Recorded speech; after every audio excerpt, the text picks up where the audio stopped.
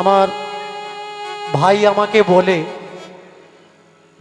যে আপনি রাজনীতি নিয়ে স্টেজে দাঁড়িয়ে কোনো কথা বলবেন না, দেশের পরিস্থিতি খুব তো খারাপ, যা হচ্ছে হোক, হতে দাও, রাজনীতি নিয়ে বলো না।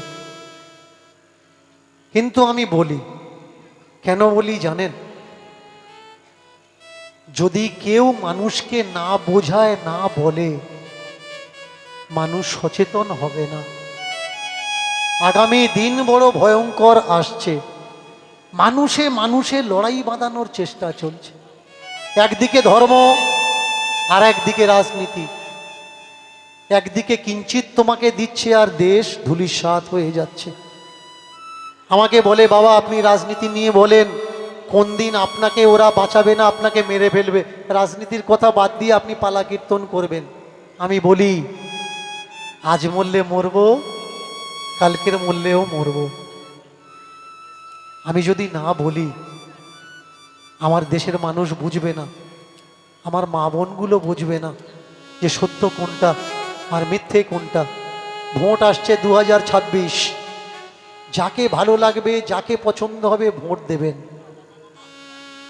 কিন্তু কে কাকে ভোট দিল না, কে কাকে ভোট দিচ্ছে না, এর জন্যে যেন নিজেদের গ্রামের ভিতরে একতাকে, ভ্রাতৃত্বকে নষ্ট করবেন না। যেদিন আপনারা এক হবেন, সেদিন দেখবেন এই দেশ উন্নতি হবে আর মজবুত হবে, না হলে হবে না। এর জন্য বাবা সাহেব বারবার একটা কথা বলেছে, শিক্ষিত হও, সংগঠিত হও, মজবুত হও, তোমার ঘর আলো হবে, অন্ধকারে থাকবে না। আপনাদের যাদের 60, 65, 70 বছর বয়স, একটা গল্প মাস্টারমশাইরা স্কুলে আপনাদের পড়িয়েছেন, আপনারা বুঝতে পারবেন, আমি তুলে ধরছি। 3 ভাই, বাবা টাকা দিয়েছে, কে কি করবে করে এসো। একজন খাবার কিনেছে, একজন জামা কাপড় কিনেছে, আর একজন মোমবাতি কিনেছে। বাবা সব থেকে বুদ্ধিমান কাকে বললে? যে মোমবাতি কিনেছে। খাবার, যে খাবার কিনেছে তাকে বলছে, খাবার কিনেছিস কেন? বলে, খাবার জন্যই তো সব। যে জামা কাপড় কিনেছে, জামা কাপড় কিনলি কেন? বলে, যদি না পরতে পারি, টাকা আছে, যদি সুখ না ভোগ করলাম, তাহলে টাকা থেকে লাভ কি হলো? যে মোমবাতি কিনেছে তাকে বলছে, তুই খাবার কিনিসনি, জামা কাপড় কিনিসনি, মোমবাতি কেন কিনলি? বললে, ঘরের ভিতরে প্রচন্ড অন্ধকার, মোমবাতিটা জ্বালিয়ে দিলে আমাদের আর কারোর অন্ধকারে থাকতে হবে না, ঘরটা আলো হয়ে উঠবে। শিক্ষিত হও, শিক্ষা আনে চেতনা আর জ্ঞান, আর চেতনা আর জ্ঞান আনে আলো, জ্ঞানের আলো। জ্ঞানের আলো তোমার ভিতরে যদি প্রকাশ পায়, তুমি আর অন্ধভক্ত হবে না। আমি বলছি না চরণামৃত খাবেন না, চরণামৃত অবশ্যই খাবেন, ভক্তি ভরে খাবেন, শ্রদ্ধা ভরে খাবেন, টাকা দেবেন, 1 চামচ আপনি খাবেন, 1 চামচ যে খাওয়াচ্ছে তাকেও দেবেন। কারণ শুধু আপনি উদ্ধার হবেন, আর ওই মানুষটা রথের উপরে দাঁড়িয়ে থাকবে কষ্ট করে, ওরও তো উদ্ধার হওয়ার দরকার। দেখবেন সকলে যদি 1 চামচ করে ওর খাওয়ায়, তার পরের বছর থেকে চরণামৃতর গামলা রথের উপরে আর থাকবে। কোনটা ঠিক আর কোনটা বেঠিক যেদিন আপনি বুঝতে পারবেন, সেদিন আপনি প্রকৃত মানুষ হবেন। আজকে দেখুন, জগন্নাথ জগন্নাথ করতে করতে জগন্নাথ খড়িবাড়িয়া কাষ্টমহলে চলে এসছে। সদা সোহাগান্তিত জগন্নাথ। জগন্নাথে যারা যারা না গেছেন, তারা ছাড়া কেউ এই বিষয়টা বুঝবে না। যখন যাবেন তখন ভিড়, যে সময় যাবেন, সিজন অফ সিজন বলে কিছু নেই। সব থেকে বেশি ভিড় কোন সময় হয়? বেশি ভিড় হয় আষাঢ় মাসে রথযাত্রায়। কেন? কথিত আছে জগন্নাথের রথের দড়ি ধরে যদি কেউ একবার টানে তাহলে তার আর নরক যাওয়া লাগে না, ভবপারের পাথেও জোগাড় হয়ে যায়, আর মৃত্যুর পর জগন্নাথ ধাম গোলক ধাম প্রাপ্ত হয়। আমরা কত স্বার্থপর দেখুন, যারা জগন্নাথে গেছে দুই সাইড থেকে যে দড়িটা থাকে, দড়ি ফেলা হয়, এ দড়িটা পুলিশের দড়ি, পুলিশের ব্যারিকেড করে দেওয়া হয়, পুলিশরা ধরে রাখে যাতে মাঝখানে কেউ না গিয়ে ভক্তের পায়ের চাপে মারা যায়। অনেকে আবার চাকু ছুরি ব্লেড দিয়ে ওই দড়ি কেটে নিয়ে আসে, দেখেছি?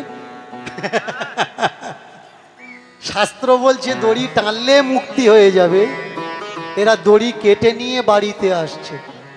শুধু তাই নয়, অনেকে আবার পুরীর রথের উপরে যে কাপড়, ধ্বজা, পতাকা, এই যে পাল্টানো হয় না, দাঁড়িয়ে থাকে, বাবা কত লাগবে আমার একটা দাও। কেন? ওই ধ্বজা দিয়ে নাকি কাপড় দিয়ে মঙ্গল হয়। যদি কোনো জিনিস দিয়ে মঙ্গল হতো সে জিনিস কি কেউ কারোর বিক্রি করত? কবে মাথায় ঢুকবে? আমাদের আশেপাশে গ্রামে দেখবেন পুরীতে যেমন রথ হয়, গ্রামেও রথ হয়। এই রথের সময় দেখবেন রথের দড়ি ধরে টানছে কারা? আপনি, আমি, আমরা, আমাদের ঘরের ছেলে মেয়েরা। রথের উপরে কে থাকে বলুন তো? আবার যেন বলবেন না, বলা আরম্ভ করেছে। দড়ি ধরে টানলে যদি মুক্তি হবে, তুই ওপরে কেন? তুইও নেচে নেমে টান, মুক্তি শুধু আমরা হব, তুই হবি না? ওরা করবে আরাম, আর তুমি দেবে দড়ি ধরে টান। ডোয়া চড়া বড় সুখ, যদি বায় পরের পুত। ডোয়া চড়ার মতো আনন্দ পৃথিবীতে কিচ্ছু নেই, কিন্তু ডোয়াটা, নৌকাটা যদি অন্যজনার ছেলে বায় তাহলে আমার সুখ। আর আমার ছেলে যদি বায় আর ঘাম বেরোয়, আমার সুখ হবে? হবে না। এর জন্য তুমি টানো, তুমি বৈকুণ্ঠে যাবে, কিন্তু আমরা দাঁড়িয়ে থাকবো, আমরা টানবো না। শুধু তাই নয়, দড়ি টানার পরে মা বোনের আগে লাইন দেয়, আবার চরণামৃত দাও, চরণামৃত দাও। এদিকে হয় কিনা জানি না, অন্য সাইডে হয় বলেই তো বলি, টেনিছিস ভালো হয়েছে, তা চরণামৃত খাচ্ছিস কেন? বলে ওটা খেলে মুক্তি হয়, ওতে মিষ্টি আছে, মিষ্টি, চিনি। ভালো করে শুনবেন, কাঁচা দুধ আছে, চিনি আছে, কর্পূর আছে। আপনি খাচ্ছেন টাকা দিয়ে, বিনা পয়সায় চরণামৃত হবে না। টাকা অনেক জায়গায় হয়তো বিনা পয়সায় দিতে পারে, কিন্তু আমি অনেক জায়গায় দেখেছি এই হাতটা বাড়িয়ে দেয়, এই হাতে টাকা দাও, এই হাতে চরণামৃত দেবো। এবার আমার ঘরের মা বোনেরা করে কি, ওই চরণামৃত খাওয়ার পরে মাথায় মুছে নিচ্ছে। কেমন? অন্য জায়গায় মুছলে কাজ হবে না, মাথা। দেখেছেন? সত্যি যদি চরণামৃত খেলে কাজ হতো, রথের উপরে যে দাঁড়িয়ে আছে ও তো আগে খেত, তো দিত। কবে বুঝবি পাগলি? যেদিন বুঝবি সেদিন তোকে আর কেউ ঠকাতে পারবে না। বের দেওয়া আছে দড়িটা, ওদিকে জয়ধ্বনিত হচ্ছে জগন্নাথ চৌকি, সবাই দলে দলে ছুটছে রথ দেখার জন্যে। আর এ বুকে করে গোবিন্দ ধরে নিয়ে বললে, রথ আমি দেখব না, সত্যি যদি আমি তোমায় ভালোবেসে থাকি, তুমি আমাকে দেখার জন্য আমার কাছে আসবে। দেখেছেন মা, কাকে ভক্ত বলে, কাকে বলে প্রেম, কাকে বলে শুদ্ধাচার? যে ভক্তের মনে ভক্তির বিকাশ হয়নি, সে ছুটে যায় ঠাকুরের কাছে ঠাকুরকে দেখার জন্যে। আর যার মনে ভক্তির বিকাশ হয়েছে, সে ঠাকুরের কাছে ছুটে যায় না, ঠাকুরকে বলে তুমি এসে আমাকে দেখে যাবে। কারণ ভালোবাসা, ভালোবাসার আগে পৃথিবীতে আর কিছু নেই। যে ভালোবাসে না সে দেখতে যায়, আর যে ভালোবাসে সে ঠাকুরকে কি বলে জানো? ঠাকুর তুমি আর একবার আসিয়া যাও মোরে দেখিয়া, নয়ন ভরে একবার দেখতে চাই। তুমি আর একবার আসিয়া যাও মোরে দেখিয়া, আমি নয়ন ভরে একবার দেখতে চাই। আমি নয়ন ভরে একেবারে দেখতে চাই। মনে পেলাম দারুণ ব্যথা, তোমার কাছে ভাবি নাই। আর একবার আসিয়া যাও মোরে দেখিয়া, তুমি নয়ন ভরে একবার দেখতে চাই।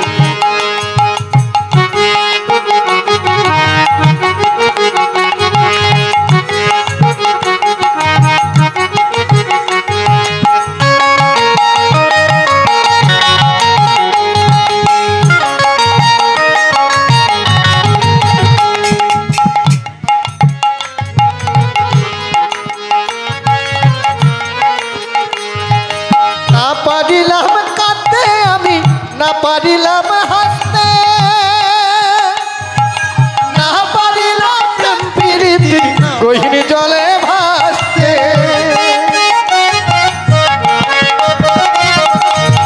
তবু ভালোবাসার টানে বেঁচে আছি আমি প্রাণে, তবু ভালোবাসার টানে বেঁচে আছি কভু প্রাণে। আশায় আশায় আছি যদি তোমায় দেখা পাই। আর একবার আসিয়া যাও মনে দেখিয়া, তুমি আর একবার আসিয়া যাও মনে দেখিয়া, আমি নয়ন ভরে একবার দেখতে চাই। তুমি আর একবার আসিয়া যাও মোরে দেখিয়া। তুমি আর একবার আসিয়া যাও মনে দেখিয়া। যারা ঠাকুর ভালোবাসে ছোটে যায় না তারা। মায়েরা মন দিয়ে শুনবেন ছোট করে। যারা ঠাকুর ভালোবাসে ছুটে যায় না তারা। ঠাকুর তাদের হৃদয়েতে, ঠাকুর তাদের নয়ন তারা। ছোটাছুটি যারা করে এরা হলো পাপী। রাগ করবেন না, ভাষাটা অনেক ব্যথদায়ক ভাষা। ছোটাছুটি যারা করে এরা হলো পাপী। বাড়ি বসে কাঁদে যারা এরা রাখে ভালোবাসার দাবি। আমি তোমায় ভালোবাসি ছুটে যাব কেন? তুমিও যদি ভালোবাসো,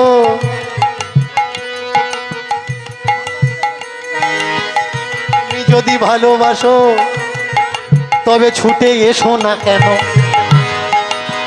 তুমি যদি ভগবান তাহলে আমি তোমার ভক্ত। তোমার হৃদয়ে যদি নরম হয়, আমার হৃদয়ে শক্ত। কৃষ্ণের ভালোবেসে রাধা ছুটে তার কাছে যায়নি।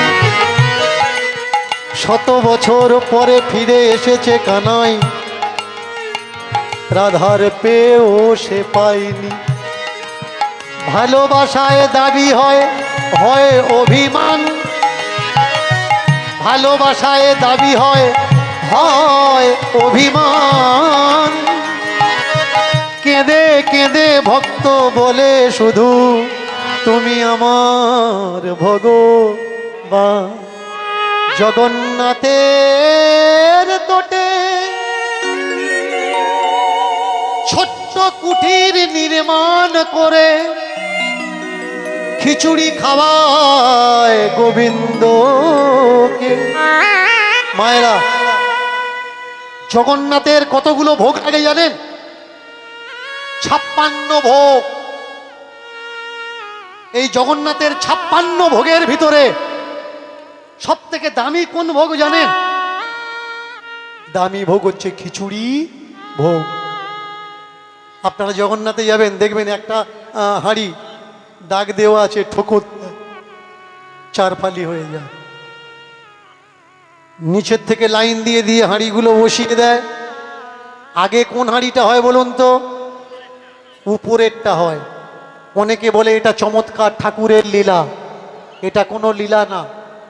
আগুনের ধর্ম আগুন নিচে পোড়ায় না, আগুন আগে উপরে পোড়ায়। প্রমাণ, যদি কেউ কাঠখড় দিয়ে ইট পোড়ায়, মানে পন পোড়ায়, পন দিয়ে ইট পোড়ায়, এদিকে পোড়ায় তো, যারা পন জাল দেয় দেখবেন, বা কুমোর যারা চাক তৈরি করে হাঁড়ি কলসি জাল দেয়, এদেরকে জিজ্ঞেস করবেন আপনারা যে নিচে খড়ের আগুনটা দিচ্ছেন,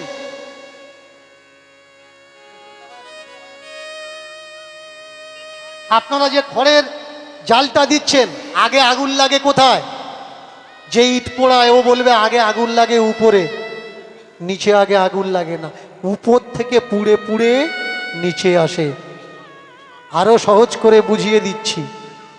আপনার শরীরে রাগ হয়েছে, রাগ মানে ক্রোধ, ক্রোধ মানে আগুন। বলুন তো আগে কোনটা পড়ে? আগে এইটা পড়ে না আগে পা পড়ে?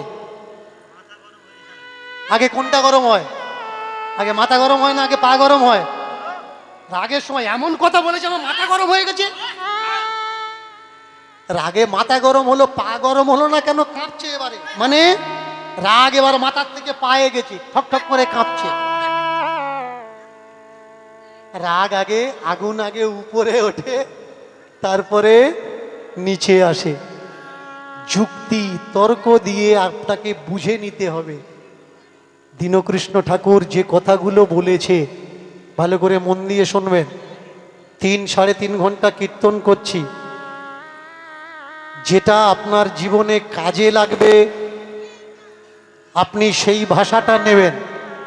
এই 3.5 ঘন্টার কীর্তনের ভিতরে যেটা আপনার উপকারে লাগবে আপনি সেটা নেবেন, যেটা আপনার উপকারে লাগবে না সেটা আপনি গ্রহণ করবেন না। দেখবেন আপনার জীবন পরিবর্তন হয়ে যাবে। অনেকে বলতে পারেন আপনি 3 ঘন্টা কীর্তন করছেন, যেটা লাগছে ওটা নেবো, আর যেগুলো লাগছে না ওগুলো বাদ দিলে হবে?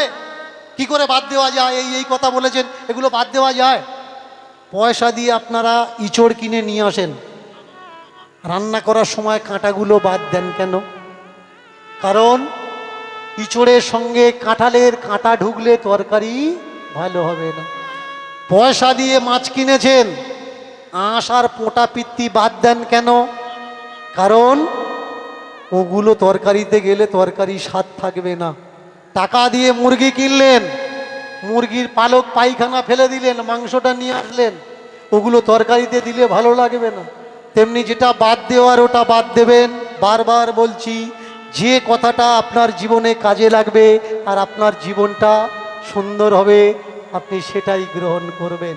আমরা কীর্তনের মাধ্যমে বলে যাই কল্পনা, বলে যাই বাস্তব। কল্পনা যারা ভালোবাসে কল্পনার কথা শুনে কেঁদে বুক ভাসাতে থাকে, বাস্তব যারা ভালোবাসে তারা বাস্তব যুক্তি নিয়ে বিজ্ঞান মনস্ক ভাবনায় তারা জীবনকে অগ্রগতি করে। ছোট্ট একটা কুটির নির্মাণ করেছে, আর এই রাধারমণকে গোপালকে খেতে দেয় খিচুড়ি রান্না করে। সকালবেলায় খিচুড়ি রান্না করেছে, একটা বাচ্চা ছেলে এসে দাঁড়িয়েছে, ওমা আমাকে একটু খেতে দেবে? ভিতরে এই কৃষ্ণ গোপাল খাচ্ছে, আর একটা ছেলে এসে বলছে ওমা আমার খেতে দেবে? কর্মা তাকিয়ে বললে কে রে, কে তুই, তোর বাড়ি কোথায়? বলে এই পুরীতেই আমি থাকি। খিদে পেয়েছে খুব? বললে হ্যাঁ। এই ছোট্ট ছেলেটা ওকে ডাকছে আয় খাবি আয়, আমার মার কাছে খাবারের কমি নেই। মা ডাকছে আয় আমার ছেলে খাচ্ছে তুই খাবি, অসুবিধে কোথায়, আয় ভিতরে আয়। ও ভিতরে এসেছে, দুজনে বসে খায়। প্রত্যেক দিন খিচুড়ি রান্না হয়, প্রত্যেক দিন সকালবেলা ও এসে খিচুড়ি খেয়ে যায়। একদিন এক বাবাজি দেখে নিয়েছে কর্মা চান করে না, গোবিন্দকে ভোগ দিচ্ছে। বাবাজি দেখে বললে কর্মা নরকে যাবে, ঠাকুরকে যে চান করে তুমি খেতে দিচ্ছ না, এই যে কুশৌচ করে নোংরা দেহ নিয়ে মন্দিরে ঢুকছ, তুমি নরকে যাবে। মায়েরা, খুব গভীর বিষয় একটা আলোচনা করছি, চর্চা করছি, মন দিয়ে শুনবেন। আমাকে অনেক মা জিজ্ঞাসা করেছে বাবা মাসে তো সব দিন আমরা মন্দিরে যেতে পারি না, আমরা কি যেতে পারি?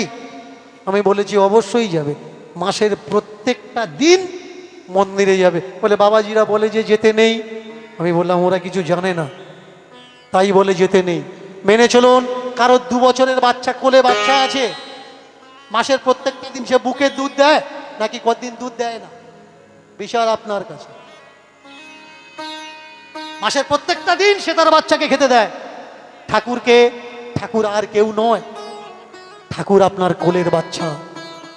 ঠাকুরকে যদি মনে করেন আপনার ঘরের একজন, আপনার সদস্য, তাহলে ও খাওয়া না খেয়ে থাকবে না, প্রত্যেক দিন খাওয়াটা পাবে, পরিষ্কার পরিচ্ছন্ন হবে, অসুবিধে কোথায়? বিজ্ঞানের যুগ, কোনো বাধা নেই, কোনো নিষেধ নেই, প্রত্যেক দিন আসে, ছেলেটা খেয়ে যায়, বাবাজি দেখে বলছে এই যে গোবিন্দের ভোগ দাও, চান করো না, এই যে নোংরা হয়, নরকে যাবে তুমি। বললে কি করব? বললে চান করে তারপরে ভোগ লাগাবে। এইবার সকালবেলায় ছেলেটা এসে দাঁড়িয়ে আছে, ওই ছোট বাচ্চাটা, আরেকটা বাচ্চা ঘরের ভিতরে বসে আছে। বললে হ্যাঁ আজকে মা রান্না করেনি। বলে এক বাবাজি এসেছিল, বলেছে চান করে খেতে দেবে, আমার মা চান করতে গেছে, চান করে আসবে তারপরে খেতে দেবে। বলে কোন বাবাজি রে? বলেছে এসছিল একজন, সে বলেছে চান করবে তারপরে মন্দিরে ঢুকবে, না হলে মন্দিরে ঢুকবে না। এইবার বলে উঠলে ছোট্ট ছেলেটা, বলে ঠিক আছে তাহলে আজকের আর খাওয়া হলো না, কালকের এসে খাবো। তারপরের দিন আবার এসছে, দাঁড়িয়ে আছে, ও চান করছে, চান করে আস্তে আস্তে তার আগে ছোট ছেলেটা পার হয়ে গেছে। এই ছেলেটা আর কেউ নয়, এই ছেলেটা কে? জগন্নাথ মন্দিরের স্বয়ং জগন্নাথ। রথের দিকে তাকিয়ে প্রতিজ্ঞা করেছে আমি তোমাকে দেখতে যাব না, তুমি আমাকে দেখতে আসবে। তাই স্বয়ং জগন্নাথ ছোট্ট বাচ্চা হয়ে কর্মার কাছে খেতে এসছে। প্রথম দিন খেয়ে গেছে, কিন্তু 1-2 দিন পর থেকে ওই যে নিয়ম করা আরম্ভ করেছে, ঠাকুরের আর খাওয়া হচ্ছে না। ঠাকুর সরাসরি রাজা প্রতাপরুদ্রকে স্বপ্ন দিয়েছে, প্রতাপ, তোর এই জগন্নাথ শ্রীক্ষেত্রে একটা বাবাজি আমার মাকে বলেছে চান করে তারপরে ঠাকুরকে খেতে দেবে, তার জন্য আমার খাওয়া হচ্ছে না। খাওয়ার আগে দরজা খুলে দেয়, আমি জগন্নাথ মন্দিরে ফিরে আসতে বাধ্য হই। ওই বাবাজিকে গিয়ে বল আমার মার কাছে যেন বলে আমার মা যেমন করে দিচ্ছিল না চান করে, যেন না চান করে আমাকে খেতে দেয়। মায়েরা, তোমরা ঠাকুর ঘরে চান করে ঢোকো নাকি না চান করে ঢোকো? চান করে ঢোকো তো। মেনে চলো, তোমার কোলের বাচ্চাটা সকালবেলা ঘুম থেকে উঠেছে আর বললো মা দুধ দাও, তুমি কি বলবে? এ বাবা আগে চান করি তারপরে দুধ দেবো, বলবে কি? না, কাঁদছে, তুমি বলবে আয় আগে তোকে খাইয়ে দিই তারপরে কাজ করব, তোর খাওয়াটা আগে, আমার কাজটা পরে। তাহলে কোলের বাচ্চাকে যদি তার খিদে পেয়েছে সঙ্গে সঙ্গে খেতে দাও, ভগবানের কি 9টার সময় প্রত্যেক দিন ঘড়ি দেখে খাওয়া পায়? তার আগে তার খিদে হয় না? আমরা টাইম দেখে ঢুকি কেন? এগুলো কিছু বেমত অসভ্য বাবাজিদের নিয়ম তৈরি করা। ঠাকুর বললে যারা নিয়ম পালন করে তারা নিয়ম নিয়েই বাঁচে, আর যারা আমাকে ভালোবাসে তারা নিয়ম নয় আমাকে নিয়ে বাঁচে। কিছু কিছু মানুষ আছে দেখবেন, বৃহস্পতিবার টাকা চাইতে যাবেন, বলবে আজকের বৃহস্পতিবার, ঘর থেকে টাকা বের করা যাবে না, লক্ষ্মীবার টাকা দেওয়া যাবে না। মেনে চলুন, বৃহস্পতিবার টাকা বের করা যাবে না, লক্ষ্মীবার করে। লক্ষ্মীবার টাকা বের করলে ঘরের অমঙ্গল হবে। যে টাকা বের করছে না, মেনে চলুন তার বৃহস্পতিবার স্ট্রোক হয়েছে,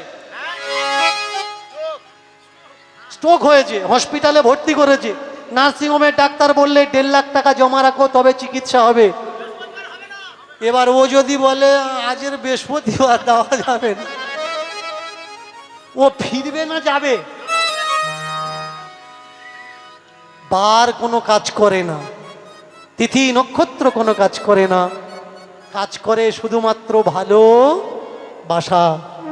বিনা প্রেম সে না মিলে নন্দের লালা। স্বপ্নাদেশ হয়েছে প্রতাপরুদ্রের।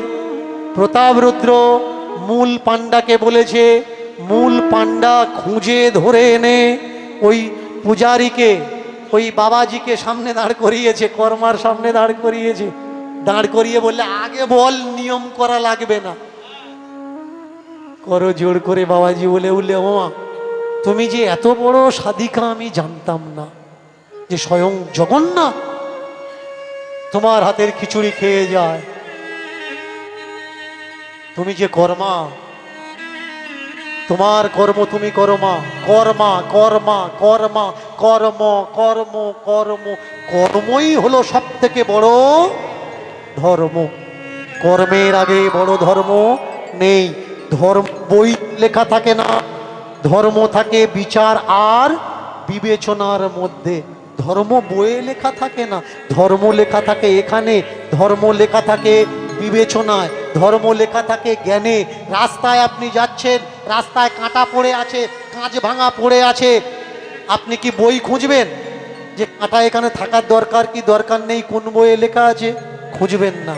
অনেক মানুষ যাচ্ছে চলে যাচ্ছে, কিন্তু একটা মানুষের মাথায় লাগলো কাঁচের টুকরো পড়ে আছে, তাহলে এক কাজ করি, কাঁচের টুকরোটা রাস্তার সাইডে দিয়ে দিই। রাস্তার মাঝখানে থাকলে মানুষের পা কাটবে। যার মাথায় লেগেছে আর কাঁচটা রাস্তার পাশে ফেলে দিয়েছে মাঝখান থেকে, জানবেন ও ধার্মিক। ও নিজের কথা নয়, ও সকলার কথা ভাবে। সাধুকে, বাবাজিকে, তীর্থে যারা ভণ্ড আর পাকন্ডি তীর্থে করছে বাস, সাধুর নামে সাধু সেজে এরা দেশকে করছে সর্বনাশ। সাধু যদি খুঁজতে হয়, খুঁজে দেখো তোমার ঘরে। সাধু থাকে না তীর্থে, সাধু খুঁজে পাবে তোমার গ্রামের ভিতরে। কে সাধু? গলায় তুলসীর মালা পরেছে, তিলক কেটেছে, এটা তার কর্ম। কিন্তু মুরগির দোকানের সামনে দাঁড়িয়ে মুরগির মাংস কিনছে। কেন ভাই তিলক নিয়ে মুরগির মাংস কিনছো? কেন ভাই মালা নিয়ে মুরগির মাংস কিনছো? আমার নাতিটা খেতে ভালোবাসে, আমি খাই না। নাতিটা খেতে ভালোবাসে, বড় ছেলেটা খেতে ভালোবাসে। ঠাকুমা দীক্ষা নিয়েছে, গলায় মালা আছে, তিলক সেবা করেছে, তারপরেও মাংস রান্না করে দিচ্ছে। কেন? আমি খাই না, কিন্তু আমার নাতিটা খেতে ভালোবাসে, আমার বৌমা খেতে ভালোবাসে। সাধুকে, সে নিজে খায় না, সে কখনো অন্যের খাবারকে নিন্দা করে না, তাকে বলে সাধু। তা নাহলে মাংসর তরকারি রান্না করছে, নাকে কাপড় দিয়ে যাচ্ছে, এদের জ্বালা পাড়ায় ঢোকার পর খোঁজ নিয়ে দেখো, জীবনের প্রথম থেকে সব থেকে মাংস ও গিলেছে, আর সবে তেলক কেটে ও নাকে কাপড় দিয়ে ঘুরছে। এদের জন্য হচ্ছে দেশ সর্বনাশ। সাধুকে, যে নিজে দুঃখটা নেয়, অন্যকে আনন্দটা দেয়।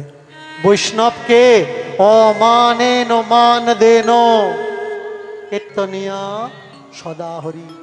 গাছকে যেমন কাটলে গাছ প্রতিবাদ করে না, কাটলে কেন? ঘাসকে যেমন মারালে ঘাস প্রতিবাদ করে না, মারালে কেন? তিনি হচ্ছেন বৈষ্ণব।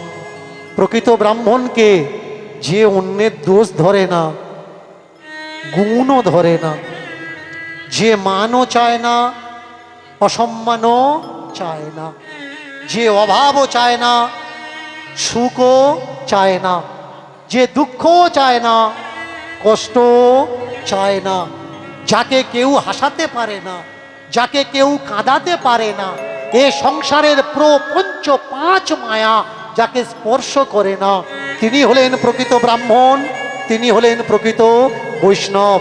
এই গুণ যার ভিতরে আছে, সেই ব্রাহ্মণ, সেই বৈষ্ণব। যে অন্যের দোষ ধরে না, যে অন্যকে নিন্দা করে না, অপমান করে না, তিনি হলেন ব্রাহ্মণ। আর এমন ব্রাহ্মণ, এমন বৈষ্ণব, যেখানে আছে, যেখানে দেখতে পাবে, দেখা মাত্র মাথা নুইয়ে দাও, বলে ওঠো ব্রাহ্মণ দেবতা চরণে কোটি কোটি প্রণাম, বৈষ্ণব ঠাকুর চরণে কোটি কোটি প্রণাম। কিন্তু যারা তোমার বাড়িতে যাচ্ছে, তোমার বাড়িতে খায় না, কিন্তু তোমার বাড়ির মাল বয়ে নিয়ে গিয়ে ওর বাড়িতে খাচ্ছে, এদের তো মহান বলা যায় না। তোমার বাড়ি ভিক্ষা চাইতে এসছে, তুমি ভিক্ষা দিচ্ছ, তোমার বাড়ির জল খাচ্ছে না, কিন্তু তোমার ভিক্ষাটাও নিচ্ছে, একে তো ব্রাহ্মণ বৈষ্ণব বলা যাবে না। আগে জানতে হবে ব্রাহ্মণকে, বৈষ্ণবকে। প্রকৃত পক্ষে মানসিক জ্ঞান বুদ্ধি বিচারে যিনি মানুষ, তিনি ব্রাহ্মণ। যিনি প্রকৃত মানুষ, মানবতা যার ভিতরে আছে, তিনি হলেন পরম বৈষ্ণব। এই কর্মাবাই প্রতিনিয়ত খিচুড়ি ভোগ লাগায়, খিচুড়ি প্রসাদ দেয় ভগবানকে। বয়স হয়েছে, কর্মাবাই যেদিন মারা যায়, মারা যাওয়ার দিনে ঠাকুরের ভোগ আর লাগানো হয়নি। ঠাকুর পুরোহিতকে বললেন, পাণ্ডাকে বললেন, পাণ্ডা, কর্মা নেই, খিচুড়ি দেওয়ারও কেউ নেই, খিচুড়ি ভোগ না দিলে আমি কোনো প্রসাদের থালিতে হাত লাগাবো না। কর্মার মৃত্যুর পরে থেকে চালু হলো জগন্নাথের প্রথম খিচুড়ি প্রসাদ ভোগ। এই কর্মা যদি না জন্মাতেন, ঠাকুরের যে খিচুড়ি দিয়েও ভোগ দেওয়া যায়, এ কথাটা আমরা জানতাম না। মৃত্যু হলো কর্মার। মৃত্যুর পরে, মৃত্যু কি? মৃত্যু কিছু না, মৃত্যু হচ্ছে থেমে যাওয়ার নামই হলো মৃত্যু। একটা টর্চ আপনি জ্বালাচ্ছেন, লাইট দেখা যাচ্ছে, লাইটটা আস্তে আস্তে কমছে, কমতে কমতে এক সময় সুইচটা মারছেন আর জ্বলছে না, তার মানে torch is death. Torch death কেন? টর্চ ডেথ কেন? কারণ ওর ভিতরে যে এনার্জি পাস, এই এনার্জির সোর্সটা ওর ভিতরে আর নেই। মানুষ মরে কখন? মানুষ মরে তখন এখান থেকে নিয়ে এই পর্যন্ত আছে মেরুদণ্ড, আর এই মেরুদণ্ডের ভিতরে আছে একটা কাণ্ড, যাকে সুষমনা কাণ্ড বলা হয়, আর বিজ্ঞানের ভাষায় বলা হয় সেন্স অফ কর্ড। আমাদের পুরো বডির সোর্স অফ এনার্জির যাতায়াতের রাস্তা হচ্ছে মেরুদণ্ডের ভিতরের এই সূক্ষ্ম নালী। যে পর্যন্ত চলমান সেই পর্যন্ত বুঝতে পাচ্ছি, যেখানে এই সোর্স পৌঁছাচ্ছে না সেটা আমরা অনুভব করতে পারি না। দেখবেন অনেকের এই হাত চলছে না, এই হাত চলছে না, এই পা চলছে না। কেন চলছে না? এনার্জি সাপ্লাই হচ্ছে না ও পর্যন্ত। ব্রেন যদি 100% কাজ করে, তাহলে সে মানুষ আর মানুষ থাকবে না, মানুষ ঈশ্বর হয়ে যাবে। আমাদের এনার্জির সোর্স নিতে নিতে নিতে নিতে যেদিন শান্ত হয়ে যায়, সেদিনকে বলে মানুষ মারা গেছে। মানুষ মরে কোথায় যায়? ভালো করে শুনুন, মানুষ মরে কোথায় যায়? আমি যদি বলি বানিয়ে বলা হবে, আর আমি যদি বলি তো বইয়ের যা লেখা আছে সেই লেখা আমার পড়ে বলা লাগবে। মানুষ মরে কোথায় যায়? যেদিন আমরা না মরব, সঠিক কেউ বলতে পারবো না। তার আগে মন্তব্য করা বেকার।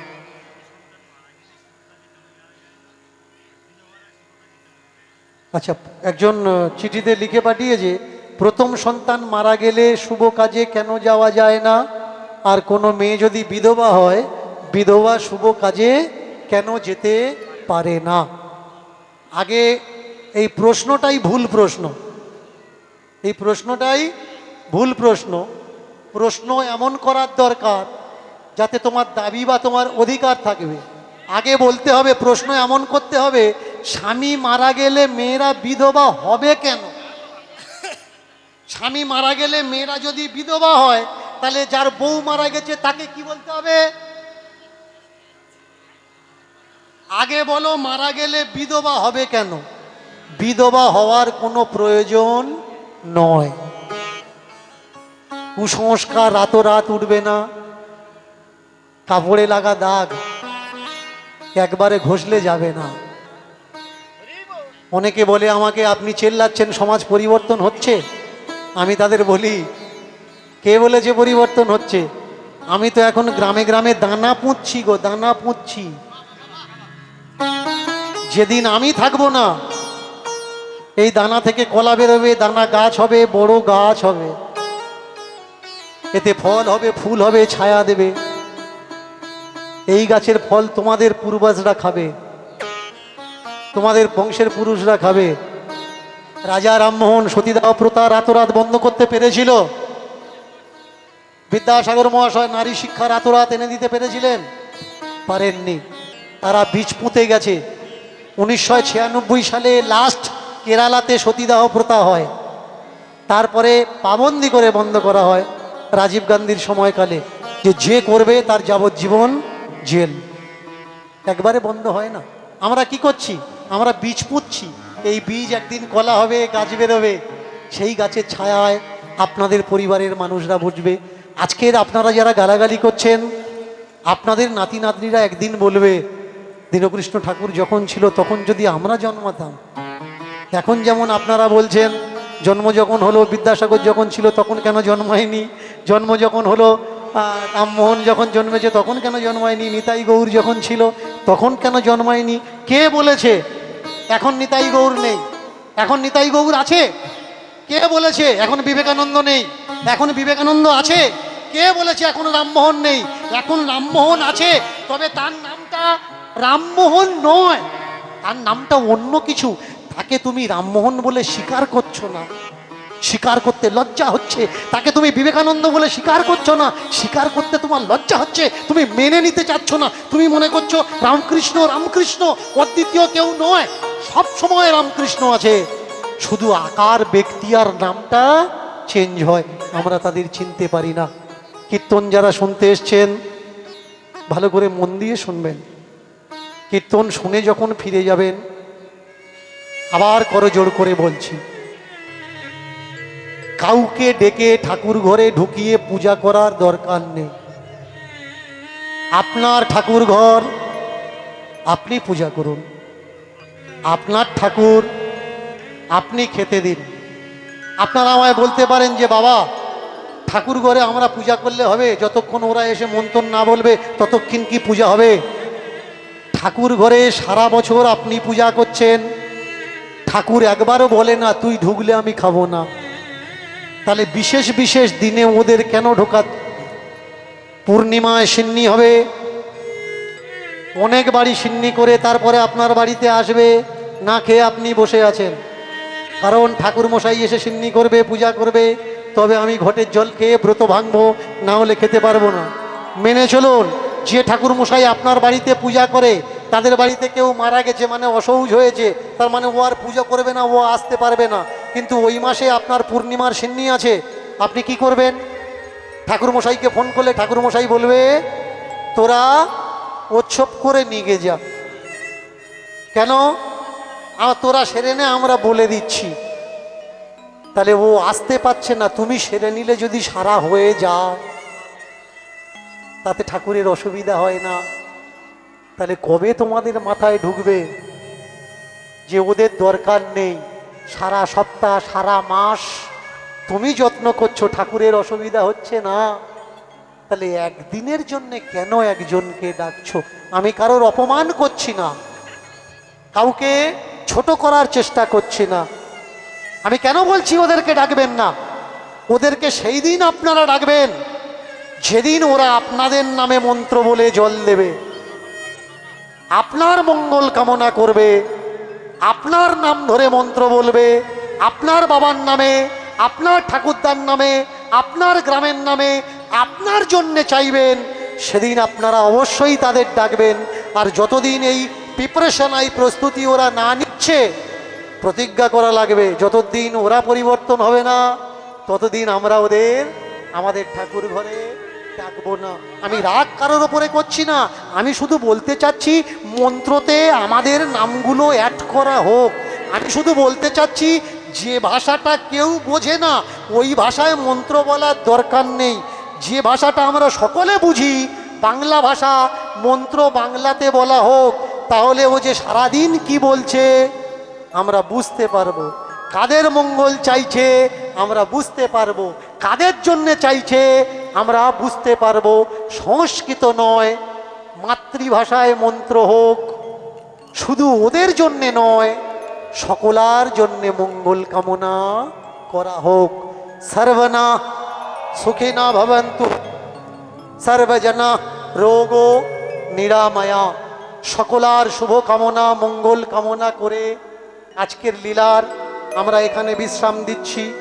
আর এই লীলার মাধ্যমে আমরা জানতে পারলাম একজন ঘরের মেয়ে দীক্ষা নেয়নি, আচার জানে না, বিচার জানে না, বিধি জানে না, নিয়ম জানে না, শুধুমাত্র তার খাবারকে সে যদি গোবিন্দকে খাওয়াতে পারে, তাহলে আমরা কেন আচার খুঁজব, আমরা কেন বিচার খুঁজব, আমরা কেন নিয়ম খুঁজব, আমরা কেন নীতি খুঁজব? আমরাও ওই অভাগিনীর মতো কর্মার মতো ভগবানের ভালোবাসা লাভ করব। প্রেম সে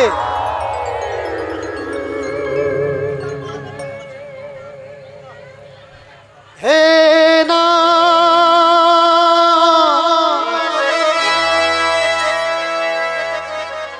হে না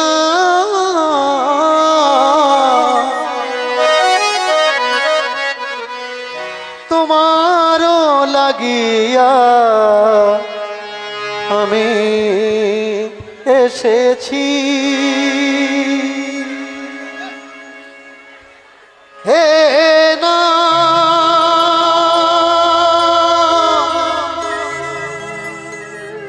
হে না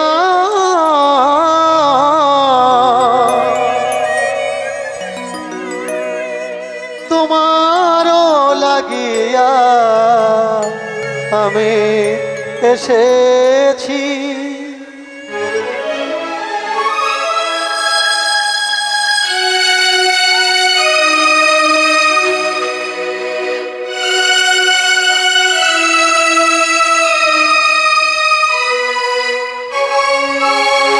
আমি তো তোমাকে চেয়েছি জীবনে আমি তো তোমাকে চেয়েছি জীবনে তুমিও কি অভাগার চাওনি আমি তো তোমার বাসি ভালো আমি তো তোমায় বাসি ভালো তুমি কি অভাগার ভালোবাসনি ও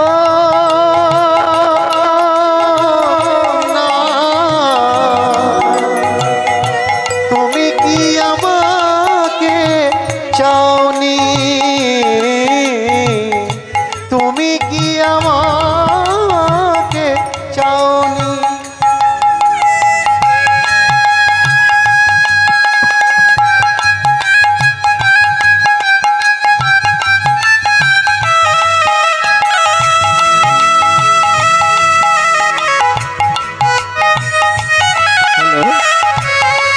দীনকুষ্ঠ ঠাকুর মহাশয়, আপনার কাছে আমাদের কমিটির তরফ থেকে গায়ন বাড়ির তরফ থেকে একটা রিকোয়েস্ট ছিল। দয়া করে আপনার কাছে যে বিভ্রান্ত রাত কতদিন কেটে গেছে আমার দিন কত রাত কতদিন কেটে গেছে আমার দিন তুমি কি অভাগার কথা ভাবনি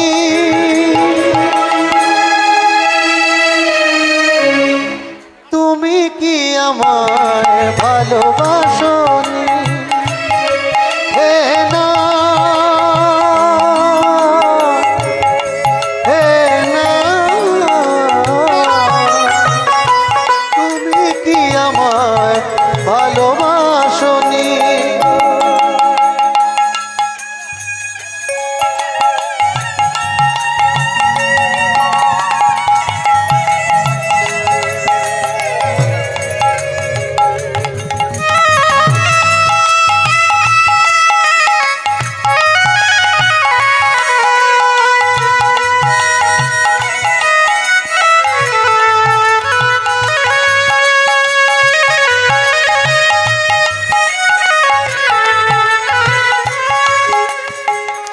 জল ভিজে রোদে পুড়ে পথে পথে ঘুরে ঘুরে কেঁদে কেঁদে